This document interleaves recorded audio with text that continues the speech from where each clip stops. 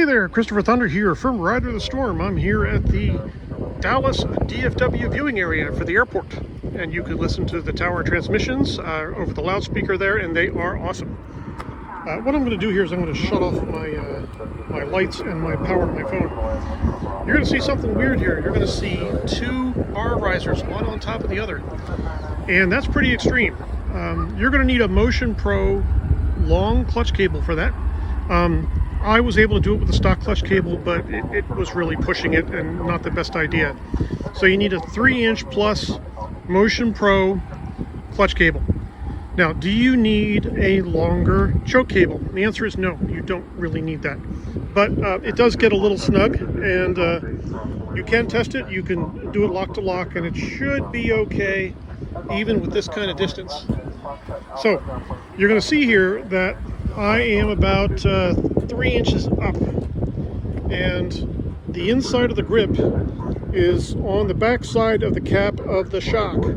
So if you follow your shock all the way to the top with your eyes here, so follow that up, you're going to see that your fingers are going to be right above that shock cap, and that's about where you want them to be. If you start moving your bars up ahead of that shock cap, you're going to find your steering is going to be weird. You're going to start steering around the front of your steering head, and that's going to really be funny, especially on the track. So you can do it behind the steering head, and I've done that for years on my Voltus, but that's also going to be pretty weird as you move further back. So I'm pushing them as far forward as I can to get them more like my xr650L. With that bike, I could stand up and ride all day in a standing position. This bike, not so much. But with this setup, I can ride a lot longer standing up, and in more dramatic conditions like whoops or mud hops or mud puddles or things like that. Yeah, I can actually do that with this bike because the bars are so high and so far forward. Yeah, this is a really, really cool xr650L. Because you can do things with this bike that you cannot do with other stock xr650Ls.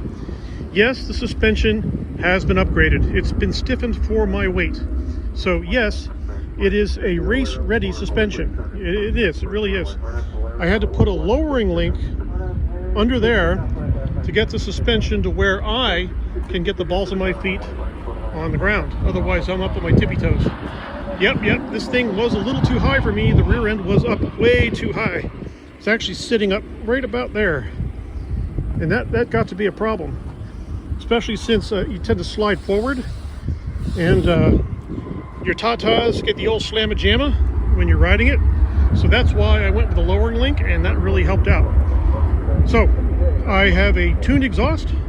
I have a tuned intake. I have a stock engine, right? Stock engine, stock clutch parts, but just about everything else is custom. Now, yeah, you still have the stock pipe and all, but look at this thing. So we have custom rear end, custom seat, custom tank, custom front end, and we have integrated turn signals here. So those turn signals light up in the front and in the back, so I can see which way I'm turning. So those lights right there will light up in the back. And then I've pushed my turn signals back further. Yes, I can lay the bike over without breaking them.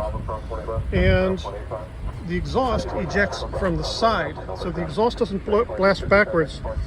It gets pushed out to the sides, which is why I have this aluminum here on my fender. Yep, that's where the exhaust comes out. So I gotta put some new tape on there in another month or so. But yeah, fully customized xr650L, race ready, jump ready.